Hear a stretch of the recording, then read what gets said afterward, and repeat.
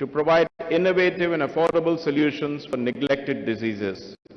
Dr. Ella returned to India in 1996 to establish Bharat Biotech. The company has delivered over 10 billion vaccine doses to the poorest and most undeserved populations.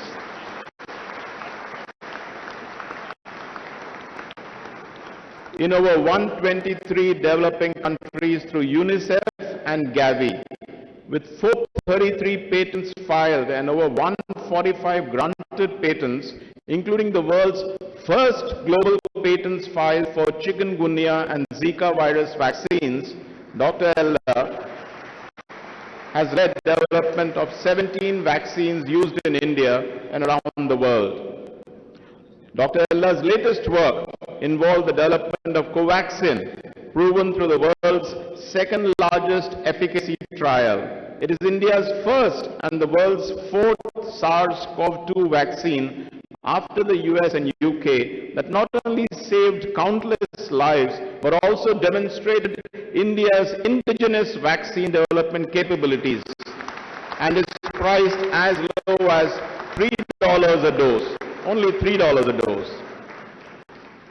Ladies and gentlemen, and I say this with pride because I am an alumnus of the University of Wisconsin-Madison also, that the University of Wisconsin-Madison has recognized Dr. Ella's extraordinary contribution to public health by awarding the Distinguished Alumni Award in 2011 and an honorary degree Doctor of Science in 2022. For his incomparable contributions to the society and industry, the Republic of India in 2022 conferred him with the Padma Bhushan, the country's third highest civilian award. Ladies and gentlemen, I present to you Dr. Krishna Ella.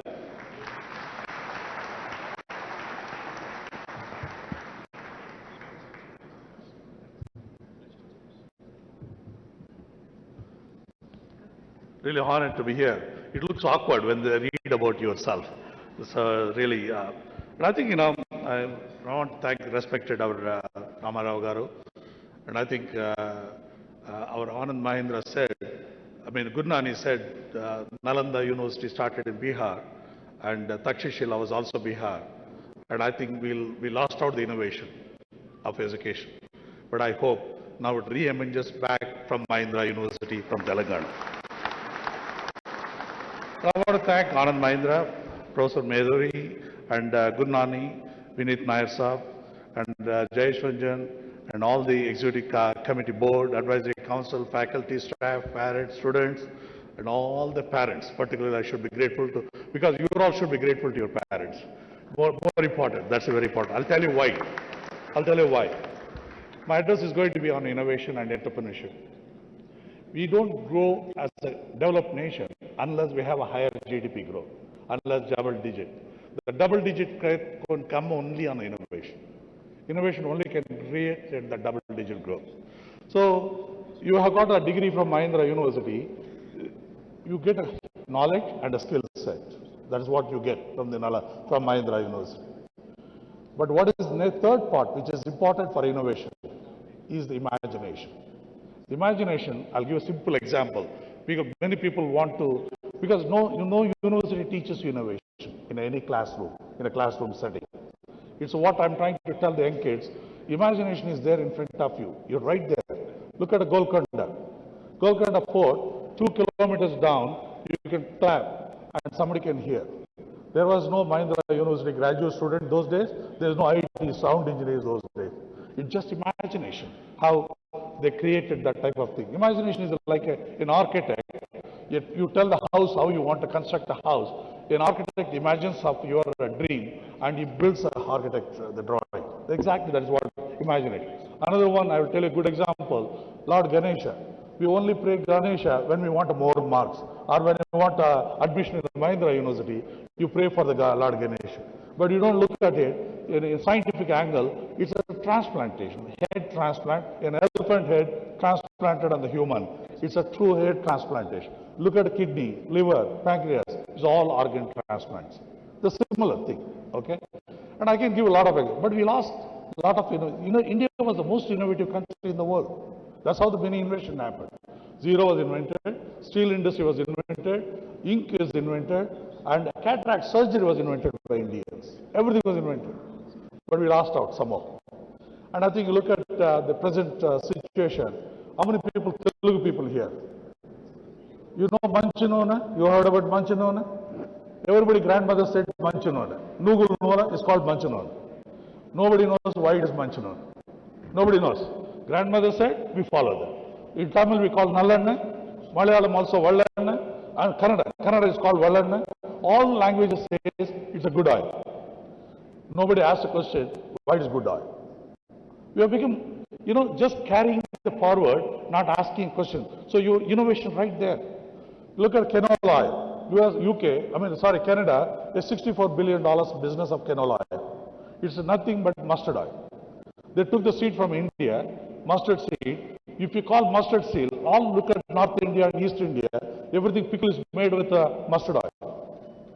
That mustard oil is a purely, grandmother knows it's a good oil, but nobody knows the science. But Canadians said they don't want to compete with the Indian mustard oil. They call Canadian oil called Cano, and Oleiaceae is a family, an oil, so called canola oil. It's a $64 billion. Right Indian crop, right there, and we are watching that crop. And we don't innovate anything ourselves. The simple thing, like we drink orange juice. Why we drink orange juice? Americans drinking orange juice, Europeans are drinking, so it should be good for me also, I'm drinking orange juice.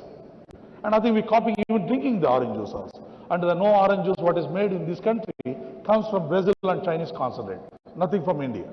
Whatever Nagpur orange is grown, it is grown as a fruit crop, not as a juice. And today, Musambi juice, jamun. Have you seen a Tetra Pak in India? We have not seen Tetra Pak. Because Americans have not made a Tetra Pak using kino fruit in Punjab. Kino fruit Punjab juice, we have not made anything. It is there in front of our eyes, all the things what you can see. And I think we don't see that. Right now, samosa, we're eating with a ketchup. Earlier we used to eat with chutney, now with a ketchup. So Americans made ketchup, we should use it. Now no chutney. And I think, everything is there in front of us, but we don't watch. What happens is right now in the country, the best thing is the future is great. I'll tell you why future is great. And I think, parents in this house, in this room, they don't mind selling their house. They don't mind putting pledging a jewelry in a bank and put their children for education. That's a contribution of the parents. And that means parents want to contribute back to the children. We are a knowledge seeker. The parents, suppose you say you want to start a business, parents will think 2 times to sell their property. But you want to go for education, they don't mind even 1 time. They'll pledge their house and put you for children for education. Today you are in Mahindra University, thanks to their contribution also. I think that's very important, parents. So the parents are going to keep alive this country's future of innovation, and that is going to change the game. And how about the present today, how to kill innovation? And everybody was having 2 mobile phones. And you shake the mobile phone if it doesn't signal. And you're always busy with the mobile phone and emails. And when you have busy with that, you don't see anything in nature. You don't see the nature, you don't get any innovation. You don't get imagination power. That imagination power, reduce your mobile, reduce your social media, you'll see more nature and you'll get more ideas. And I think, you have tremendous opportunity. Last one year, I'll tell you a few examples where the globe stands on innovation. I'm telling amazing in last pandemic time in 1 year. MIT has come out, duct tape. Somebody has got a surgery, you make a suture. You don't need a suture. You put a duct tape, you're done with it. No surgeon is required. And human genome sequence in Stanford, they sequenced the entire human genome in 5 hours. That means today you can give blood sample, evening you know what genetic disorders you have in 1 day. The science is revolutionized. Look at artificial intelligence, the way the defibrillator in Sweden delivered by drone into the rural remote area where the automatic defibrillator was delivered. And in Switzerland, there are paralysis patients, 3 patients, totally paralyzed. And they put electrode and made an artificial intelligence and put a software according to each individual. They made a software and they made them to walk now, they swim and they do cycling now. You see how the life is changing in the last 1 year? A lot of other examples are there. That is not important. But I'll tell you one thing, you have great opportunity. One, the future is going to be clean energy. You've got biology, data mining, and as our Anand Mahindra said, AI, machine learning is going to change the game, financial technology, agriculture and food. Simple example in agriculture. One can predict a cropping pattern by using a satellite map. You know, how much is the crop is going to come in cotton crop in Telangana. We predict that, we can predict what the commercial value of that crop is going to be, what the pricing of that is going to be. And even a crop growing in a village situation, you can predict what weather condition and the soil condition, you can predict what the crop is going to be, pattern is going to be. Simple example, not a very high technology. Simple things can happen. My take-home message for you people, you have only 4 options as a kids who are getting graduated. One is higher education, you may want to go, that's absolutely open for everybody. And second is a multinational job and a corporate job. And third is joining a startup. Fourth is entrepreneurship. I prefer the last option, being an entrepreneur. And that is the future. That is where you are going to create more jobs for the country, more jobs to the country. And I worked all the 4 systems. I was a startup, I went to higher education, I worked in multinational in Bayer, and I worked as a startup, and now I am an entrepreneur. And I think you have great chance to be there. And I think my example of journey is truly rewarding for the people. And I think you should think, everyone, don't go behind the money. If you go behind money, you will not innovate anything in the life. Anything you see a society problem, you try to solve that, you become an innovator, and you automatically the money comes out as a package in that. Okay, so be innovative and bring some credibility. Today, one thing I'm telling you, you are grateful as Anand Mahindra student, because not only Mahindra University student, you are Anand Mahindra students. And I think the legend of Anand Mahindra is going to be helpful to you. This legend is not there in IIT. There is no legend in IIT Hyderabad or IIT Delhi. I gave IIT Bombay convocation address also. I told them, you don't have a legend. But we have a legend here, Anand Mahindra. And we have a minister, KTR. And I think the greatness of Telangana, we are IT and pharma world, biotech world, now vaccine world. Now what I'm seeing emerging out is an education hub and also healthcare hub. Thank you very much. I wish you all the best here.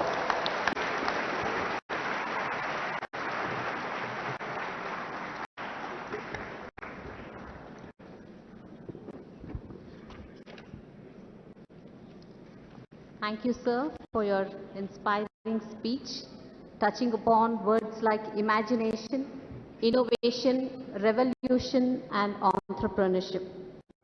And for us, for the graduating students, to take on the legacy of Sri Anand Mahindra.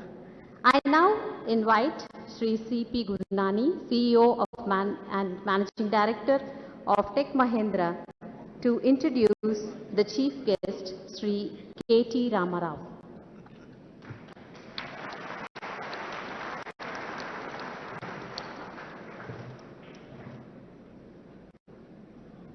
Hi, good morning again.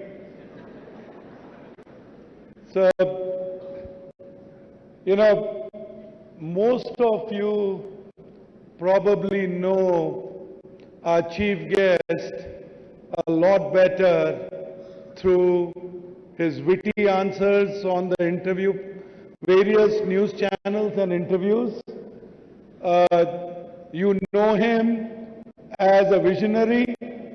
Most of you have also known him as a tireless soldier and the president of the party. So I thought, I'm going to actually share with you how I got to know him and why I consider our chief guest to be the master of energy, master of innovation, master of inspiration, and in a lot of ways, a master creator of the new Telangana.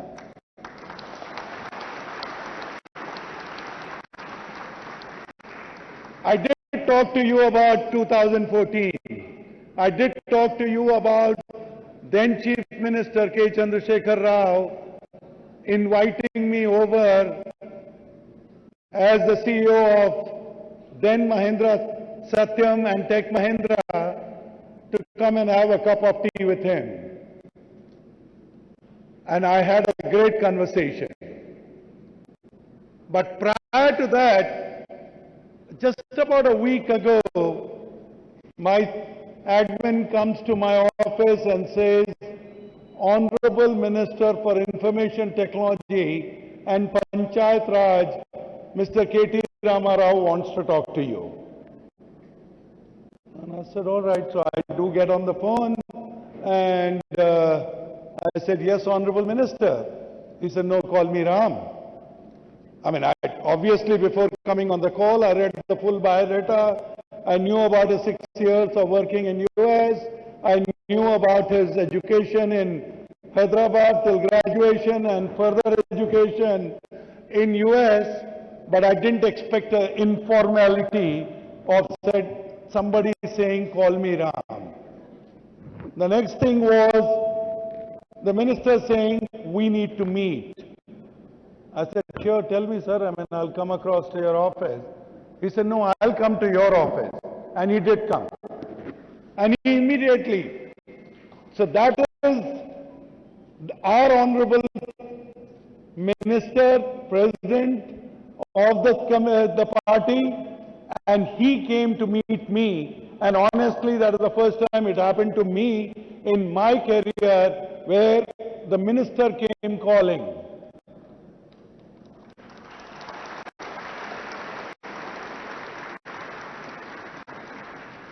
The important part was not only just the minister coming calling.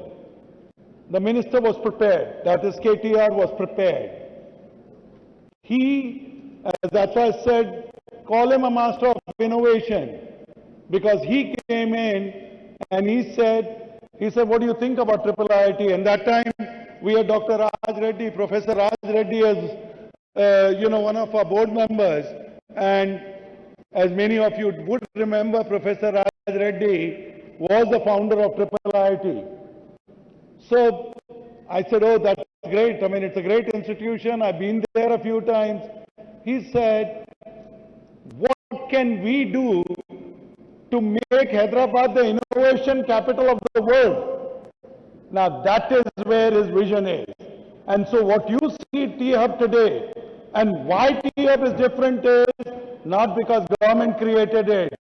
He actually empowered 5 of us, along with Jayesh Ranjan, to create it. The initial investment, government's investment was 42 crores for the infrastructure, 5 crores, and the matching funds had to be given by us. So 1 crore each, I don't know, Jayesh, if I remember it correctly, 1 crore each, 5 of us contributed, and what you see as the innovation capital of the world, AI capital of the world, and in a lot of ways, the metaverse capital of the world, and the T-Hub that you just recently saw the inauguration, 350 crore bill campus, that is all because KTR is a master of innovation.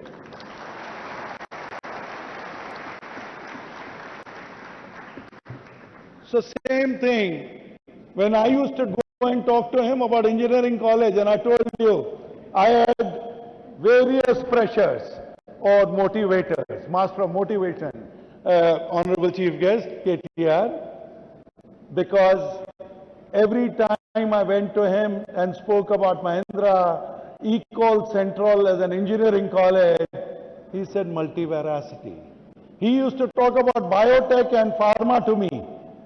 And honestly, there was a global, I went to invite him for a global IT conference, and he said, we need to do a global biotech conference. And I'm just sharing these incidents with you so that you can understand the man behind and the person who has this clear vision. So today when Dr. Krishna talks about biotech and pharma city, please remember the man who has been pushing it is our chief guest, KT Ramarao. So,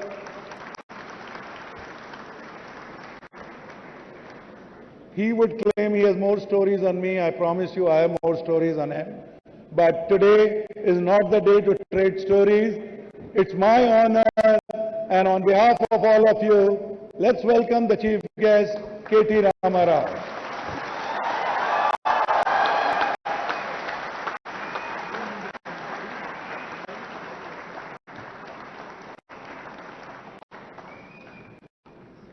Good afternoon, good morning. That felt like my convocation actually.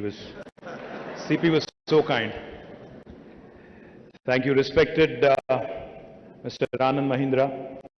Thank you, sir, for gracing us with your presence, the Chancellor of this university, the Vice Chancellor, the guest of honor, Shri Krishna Ella Garu, Dr. Krishna Ella, CP Gurnani, my dear friend, Vineet Nair ji, Honorable Principal Secretary Jayesh Ranjan, to all the dignitaries on the dais, to the faculty, to the staff, to the non-teaching staff, to the proud parents, and most importantly, to all the graduating students, thank you very much for inviting me and thank you very much for having us here.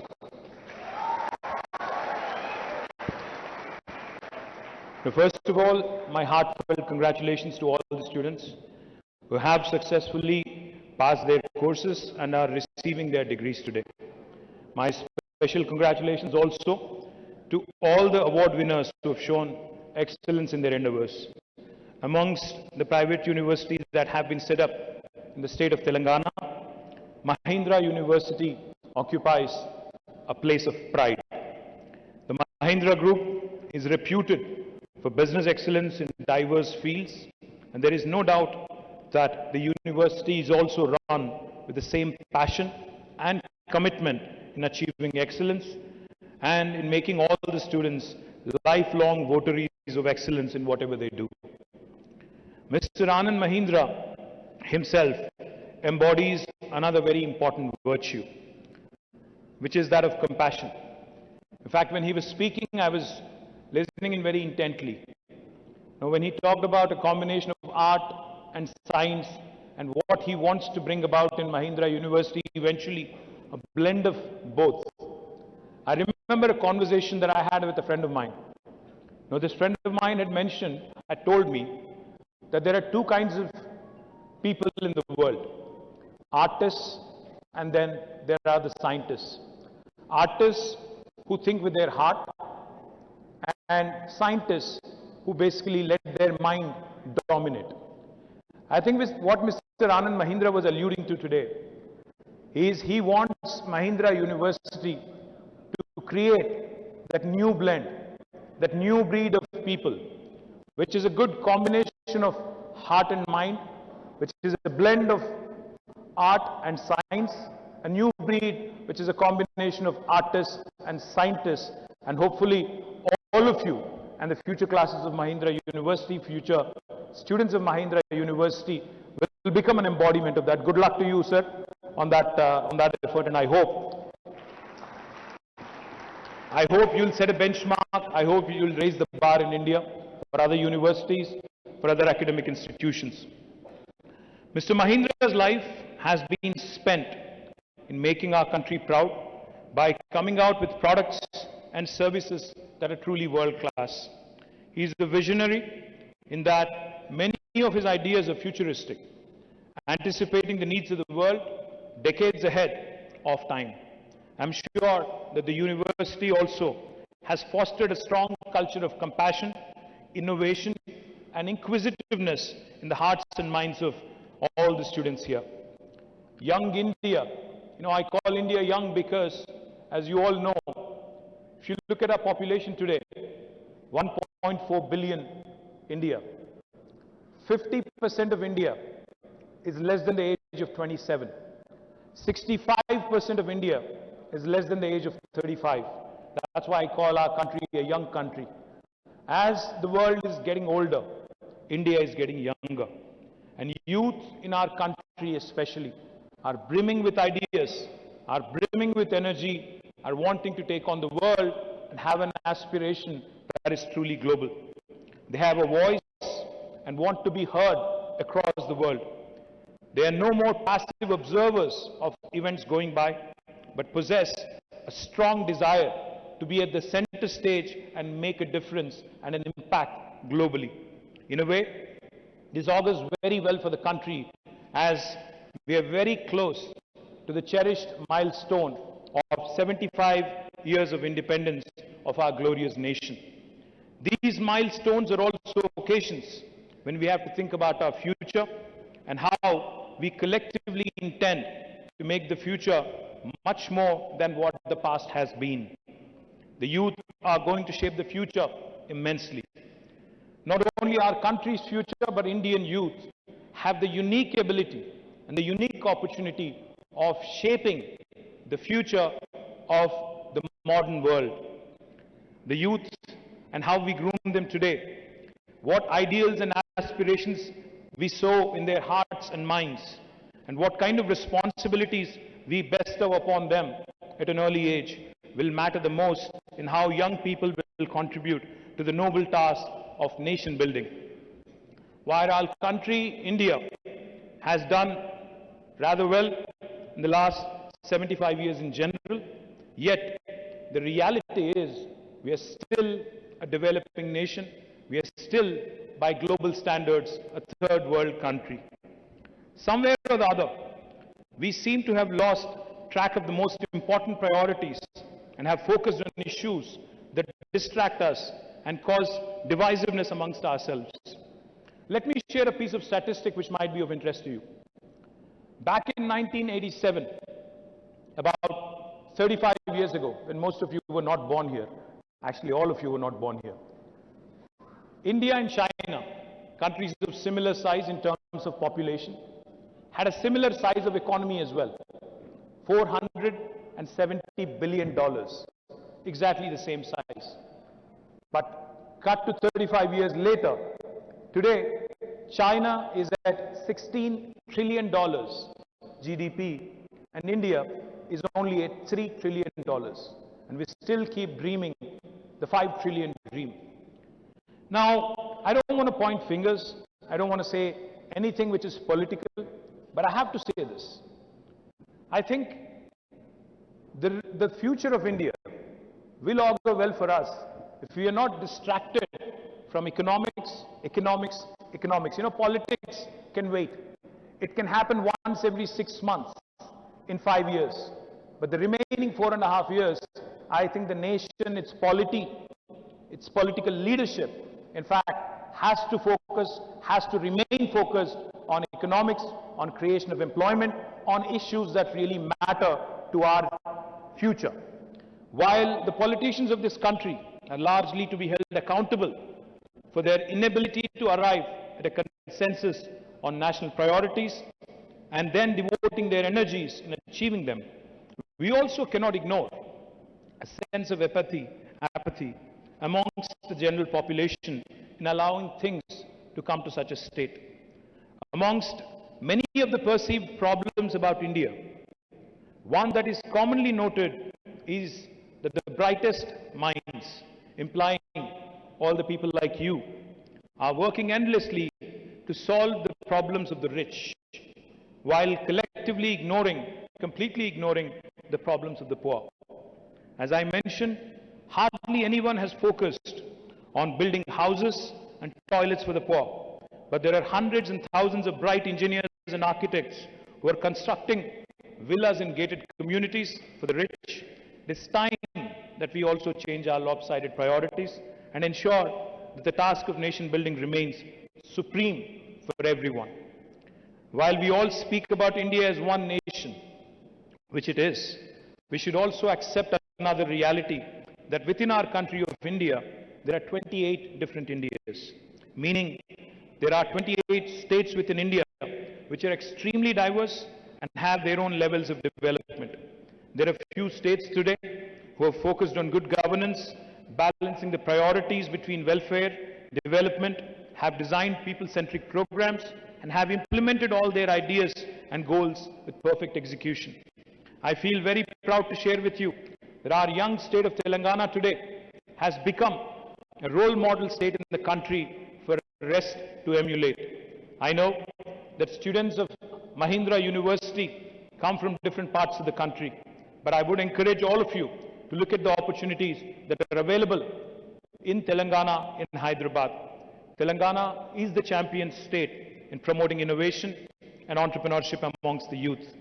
Like no other government of the day, our state has invested heavily in creating world-class institutions where young minds who have the passion to make a difference are encouraged in every possible way to make their dreams a reality. It will be a matter of tremendous satisfaction if many of you could join hands with us in creating a future which was envisaged by the founding fathers of our country 75 years ago. I do hope that each of you will step out into this world as young people, not only having great knowledge and skills, but also as young people who want to contribute to the betterment of the society and become change makers. Once again, I wish you all the very best for your future. Jai Telangana, Jai Hind.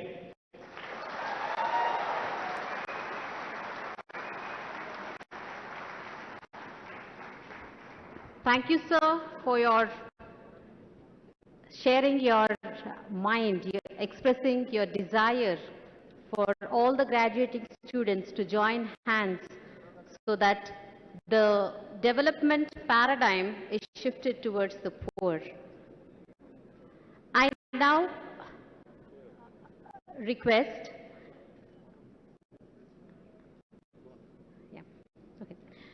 so someone said like this: talent will bring you to the door of opportunity, but hard work will take you to the top of the ladder. We'd like to honor some of our exceptionally excellent students for their stupendous achievement. Their hard work / smart work, determination and perseverance is being paid off today. I request the Vice Chancellor to announce the names of the outstanding students of 2016, 2017 and 2018 batches respectively.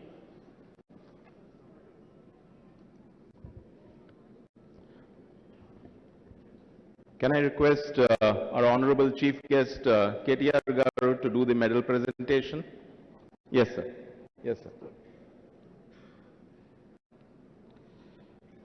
Ladies and gentlemen, medal winners, batch 2016, topper Santosh Manas Sameta of EEE, CGPA 9.71. Santosh is pursuing his Masters in Electrical and Computer Engineering at the University of California, Davis, and his parents are here to receive the degree, Mr. Subramaniam, Mrs. Rajalakshmi Dasri. Big hand, please. Big hand. Santosh is also the topper of EEE.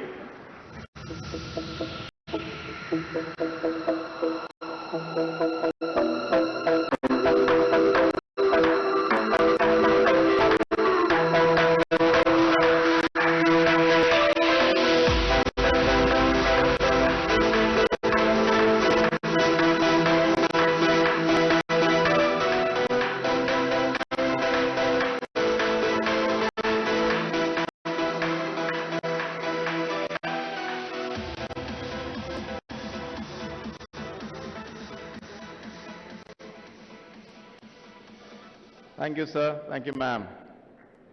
Civil engineering topper with a CGPA of 9.64, Sriram Naga Venkata Swaroop. His parents are here, Mr. Sudhakar, Mrs. Prabha. Sriram is pursuing his Master's in Structural Engineering at the Imperial College of London. A big hand, please.